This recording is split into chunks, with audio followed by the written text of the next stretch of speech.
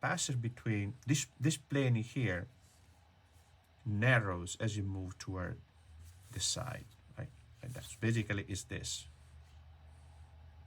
wider here and narrower here. So here, right, and then down, you're looking at all these little triangles, right? Again, very sad guy. And pretty soon we're gonna start tonal rendering, right? Because I would like to get the tonal rendering done, right? Yeah. So now we have this lower portion of the eyelid is quite, it's, they say the lateral third, right? The lateral third of the eye, more or less, right? Not quite, but close to it. And then from here it goes up to here. And then we block in the lower eyelid, which is thickest here, right? Thickest here. And then it narrows like that. So, adjust it. Maybe I make it slightly more, this angle slightly higher.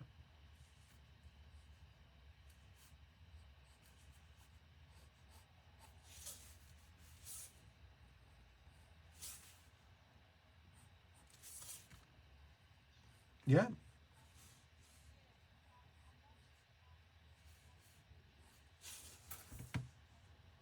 Uh-huh.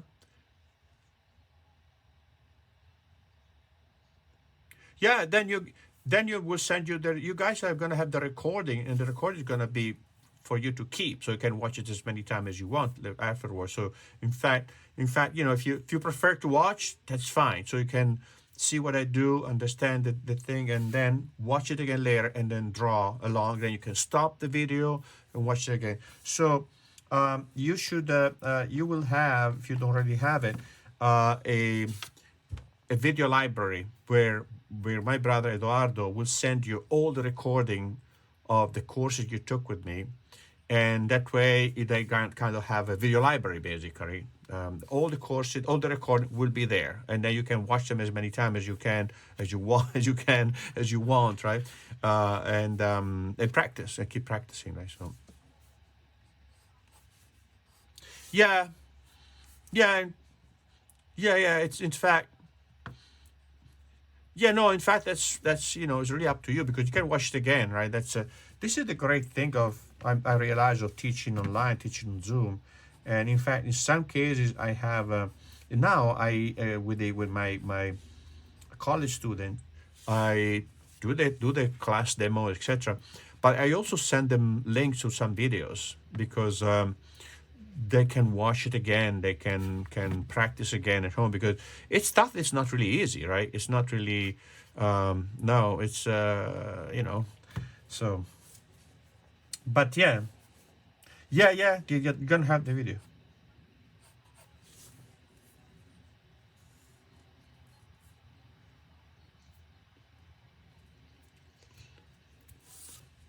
Yeah, yeah,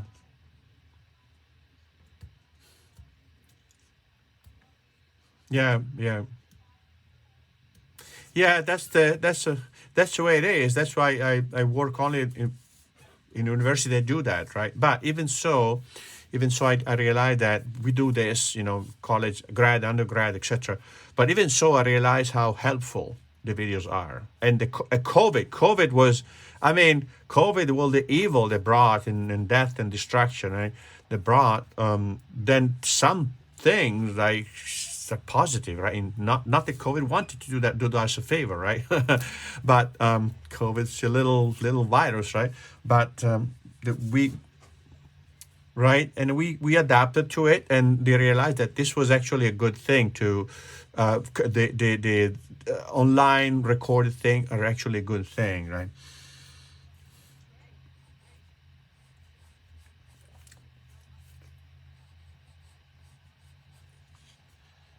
Yeah,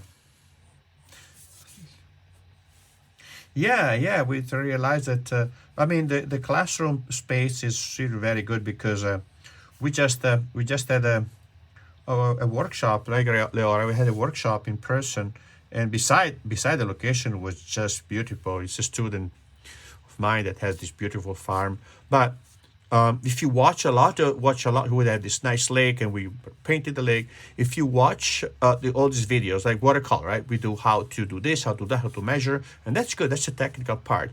But then some things. So the disadvantage of online is that you see what I do, but I don't see what you do, and I see it later maybe, right? So, but sometimes it's very useful to have, to me, be there, and as you do it, I can understand exactly what's the problem or not, right? Or I show you directly again, and then because you might have specific question, and that is still, you cannot really substitute that. You need to have the one-on-one in person time, because with that you really learn a lot with that too, right? So yeah, but but that's fine. I mean, need to be flexible, right? And and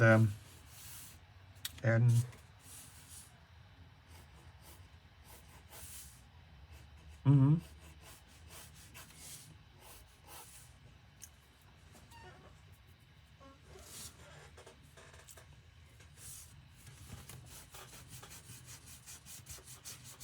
mm-hmm.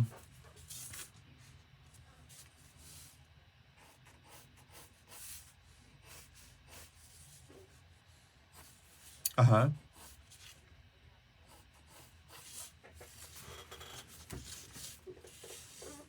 What was, yeah, yeah, yeah.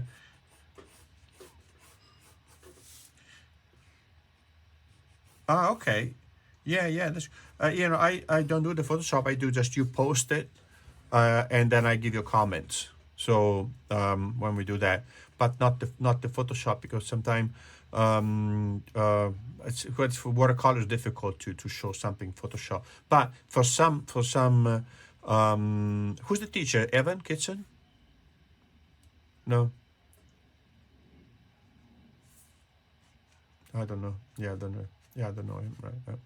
Because I have some former student of mine that are doing it, and it works for them. But depend what you teach, right? Depend what you teach. So, but yeah, quite a few people do it. Yeah, yeah. Um, it was landscape. Okay.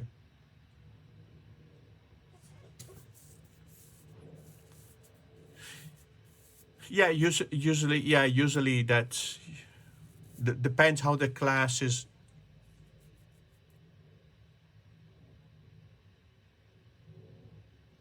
Yeah, I knew how to do it. I just haven't worked with it in a long time. But I want to start again, because I'm seeing it's useful. But yeah, depends how this class is structured. Because some structure what they do.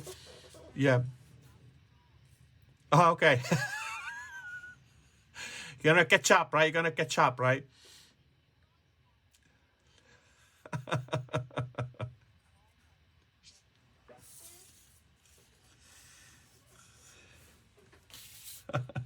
So I'm gonna stop now, right? I'm gonna stop now so you can catch up, right? Oh, look. So no, with watercolor we kind of find the rhythm, right? I had to find the rhythm for drawing too. But you let me know if I go too fast, right? Because nobody was complaining. I just kept going. So I'm gonna stop a second now, right? So no, some instructor what they do is they um, uh, teach like 2 hours, and then so they teach 3 hour class. They teach 2 hours, and then 1 hour is for that one-on-one, right? And that's a choice, right? That's your choice, and it works for some people. But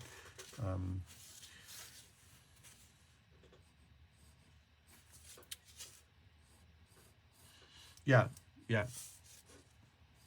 So the college student, I just see them when they do it, the homework, etc. So, but again, sometimes I show them videos because, in fact, I gave some videos. Tomorrow, I'm gonna see some my grad student, and I sent them some videos for drawing the